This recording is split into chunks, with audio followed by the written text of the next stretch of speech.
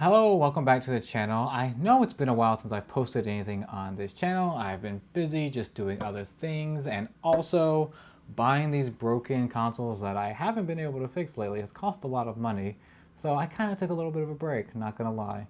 But now I'm ready to get back into the swing of things and start fixing consoles. But the first thing I want to do is do another review of hot air stations because I did this review a while back between this cheap hot air station that I still have and the more expensive Atten that I use when I do these videos these days.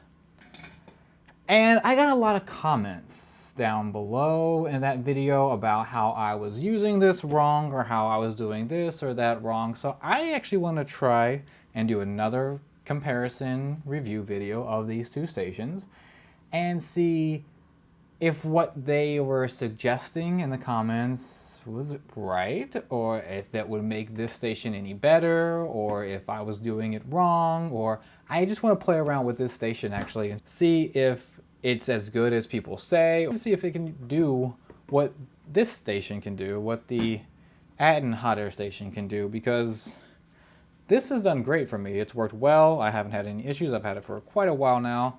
And this one just never really, I never found myself able to really use this one to the potential it had. Now, these are two different style stations. You know, this one doesn't have the air pump in the handle. It only has the heating element. The air pump is in the main unit. And this one has the heating element and air pump in here. And I think, you know, that makes it different, underpowered, cheaper. I am going to try it with different tips because I do have different tips for this, and I got comments about how I was using the wrong tips. I wasn't using flux, despite the fact that I was using flux. I'll show it right here. But, you know, I'll put lots and lots of flux on it this time, and we'll see if this is able to remove parts from a thicker board. Yes, this is going to be fine for a PlayStation 2.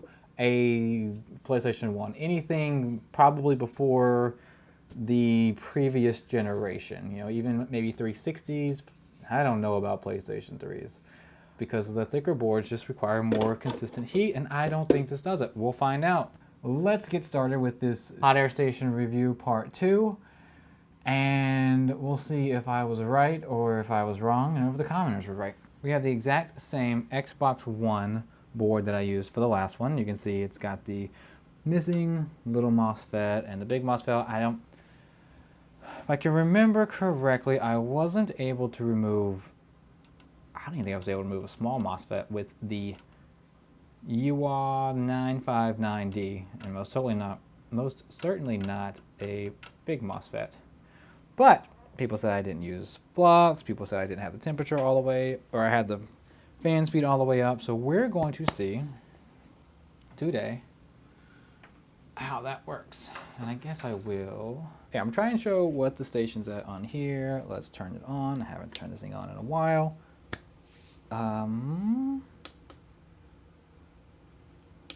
Let's see. Yeah, it's in Fahrenheit, so 8. Yeah, like 850, which is about 400 maybe Celsius. We'll do it without the nozzle first, see what happens. Now let's try a small one. I think it might be able to take off a small one. We're gonna put on some flux, guys. Here's the flux. You see it coming? Now, yes, I'm not using a preheater because this is kind of a beginner's guide to hot air stations. And if you're a beginner, you're probably not also gonna have a preheater. You're just gonna have a hot air station. The bare minimum of what you want to have to do something. Okay. Now, I'm gonna put it at, let's see. Can you see that?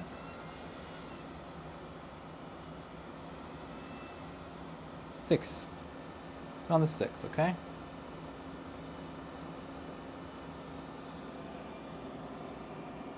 And bring our hot air in here. I'll be happy to be proven wrong. Now,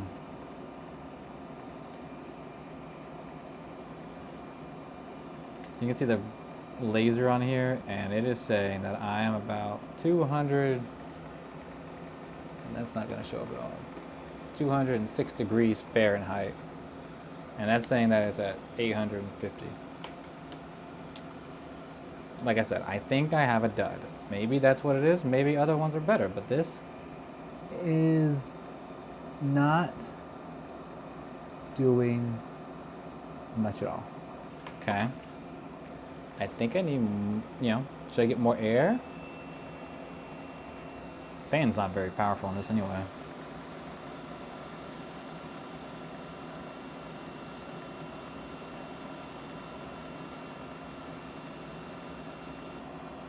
Oh, you're moving. Yeah, okay. This guy moved. But there's a thick, there's a ground plane underneath there that this has got to get to. Okay, so flux on there. Turn it down low. Okay, low airspeed, high airspeed. So, we're close. Maybe. Okay. Either way, this is taking way too long for my liking. Now, maybe someone's gonna say it's probably the nozzle, right? I've been told that it's the nozzle. I was using the wrong sized nozzle. Let's see if that's true. I have that other nozzle I have a big nozzle, I have a small nozzle. Someone said a small nozzle. Let's see if a small nozzle does anything. Let's turn it off. There, small nozzle on. Should I add more flux since, not like it got blown away.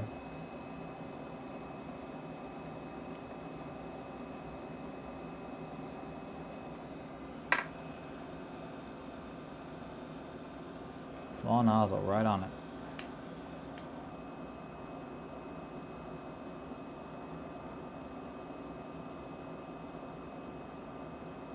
Oh, you're looking good. You're still not. And I get it, the corrosion might be causing an issue. I don't doubt that.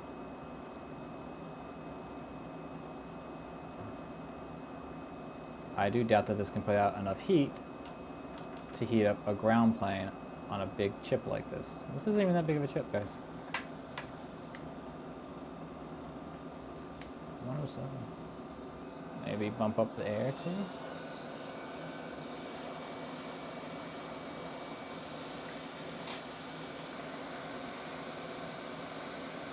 Ooh, got one. There we go. Small nozzle. Okay, good. That might be good advice. Let's see if we can get this. Let's go over here to this side and see if we can't get this big chip off. Get out of here.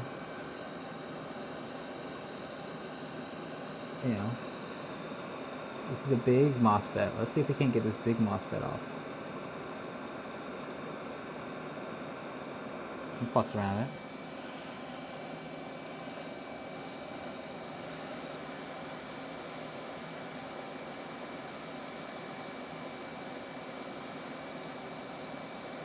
Alright. I think we're getting somewhere.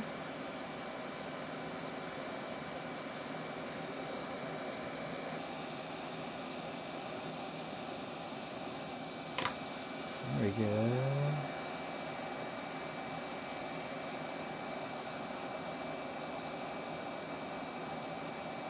I think it will come off.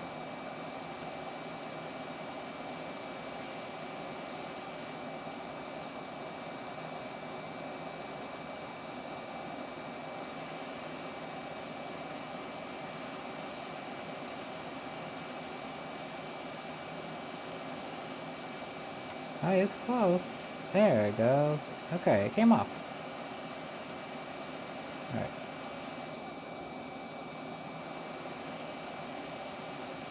Okay, I just put it back because why not? Alright, so it did manage to get it off. Very good. Good job. I'll be curious to see how long that took to do. The board is warm all around, but not terribly warm. You know, I'm sure I subjected the board to a decent amount of heat. These capacitors also to a decent amount of heat, but it did manage to get it off. Okay. Oh yeah, sizzling, baby. All right, so that did manage to get that off. I am going to admit I'm impressed. It took a while. I'm not impressed with that, but it did take a while. Now I'm going to just, again, for the sake of fairness, I'm going to try to remove one of these other MOSFETs that I haven't messed with yet.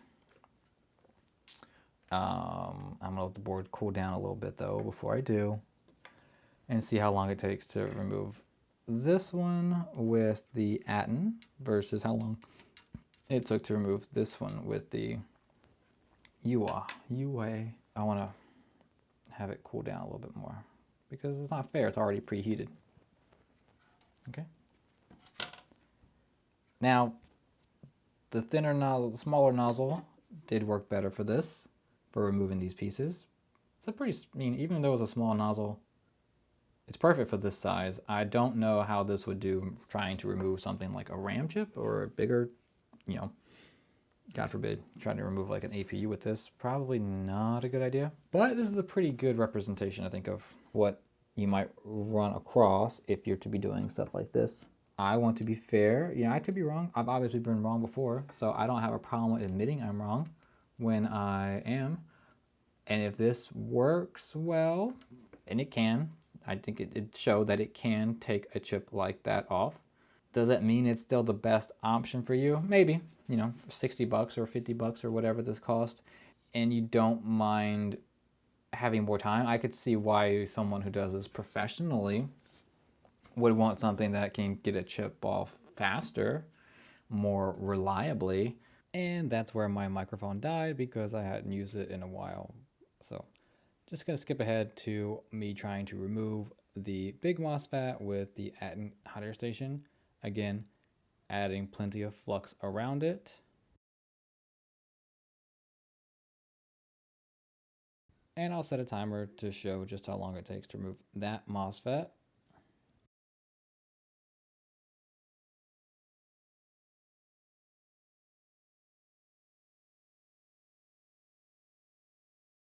And you can see just how quickly it took that chip off. It took 47 seconds with the Atten hot air station on a completely, you know, cooled down board.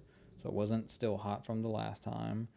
Compare that to taking, let's see, 2 minutes and 34 seconds, almost 2 minutes longer to remove the same size MOSFET on an already heated up board using the YiHUA station.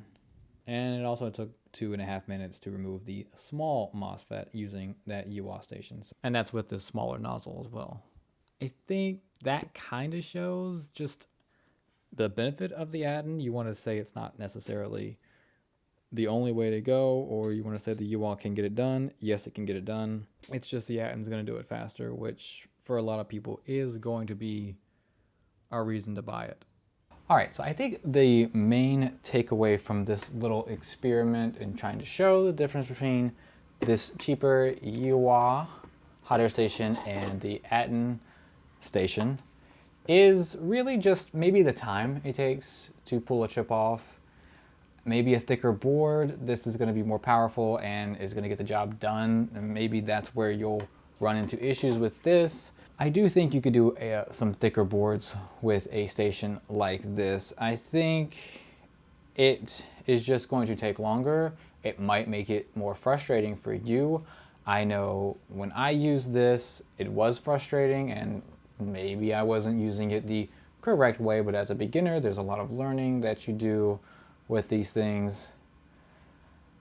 I think this lends itself to causing issues more than something more powerful, something more professional. And this is honestly on the low end of professional. This is, you know, there are hot air stations that cost thousands of dollars and this costs 250. So it's on the low end of professional, but it does work. There are professionals who use it, who have great results with it. I don't know a lot of professionals who are going to be using something like this, but this is good for tinkering, and if you only have one thing you're working on, maybe your Xbox or PlayStation HDMI port broke and you want to try and fix it yourself, which I'm here for. That's what this channel is about.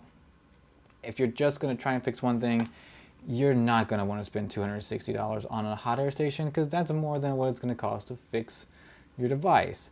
So you might be tempted to try and fix it with something like this. And if you can get it, Amazon Prime Day for 50 bucks. I think that's when I got this last year. It was on Amazon Prime Day and it was $50 or $60. So it's not a bad deal. It might not be able to do what you think it can do, but then again, it might. I would just like for you to go into it knowing that it has limitations and what they are. And I hope that this video highlighted what some of those limitations are. Maybe because of the way the handle is, it's got the blower in here, it's not going to be as powerful, it's not able to keep the temperature up at a higher airspeed, which is what you need to get more hot air out and coat the board to get it up to temperature. This one doesn't seem, the Atten doesn't seem to have a problem with that. So that's, I think, a benefit of having this type of air blower, or where the blower is inside the machine and not in the handle. Someone mentioned or commented, I think, on the last video about how there were cheaper stations that had this type of design, but I couldn't seem to find them, and they weren't less than $100. But if you know of any stations like this or in this price range, $56, that you think are better than this one, please leave it down in the comments below, because I would like people to know that they exist. That'll help someone out, and that's what this channel is about, helping people out. I just want you to be cautioned that I think some of the boards I've seen where it's been a failed removal attempt has been because of a cheaper station that wasn't able to get the job done, or wasn't able to get the job done in the time the person thought it should. And I think that might be something to keep in mind if using a cheaper station, is when you're watching people on YouTube who are using more powerful stations, and it takes them what looks like 20 or 30 seconds to remove a chip or to get a port off, and you're using something like this and it's taking 2 minutes or more, you might think that it's you and not the machine, or not your tools.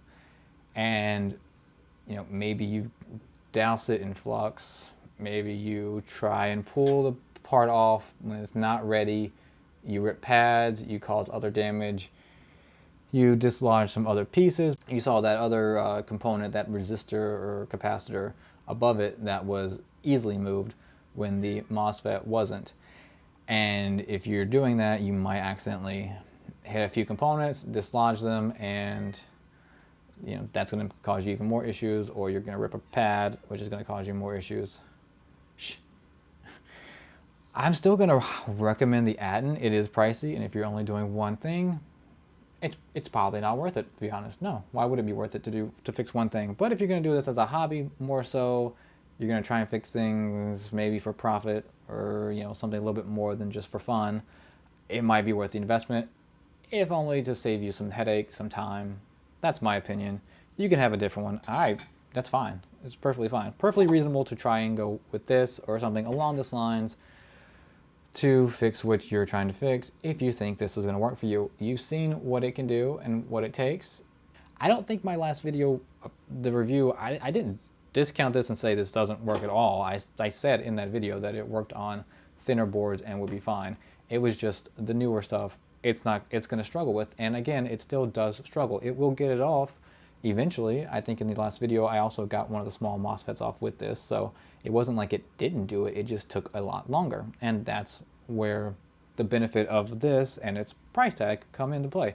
But that'll do it for this video. I hope you learned something useful. I hope you, took something away from this to help you along your journey. And if you have any tips or tricks on how to use a hot air station like this, leave them down in the comments below. If you think I did something wrong again, I tried different nozzles, I tried different air speeds. I tried, adding lots of flux, but like I did last time. And I think it still comes out that the Atten obviously is better, and it should be better. It costs a lot more. But this probably can get by for a lot more people than what my last video might have come across as. But anyway, we'll catch you in the next video. We'll see if we can't fix something and try and get it back out there.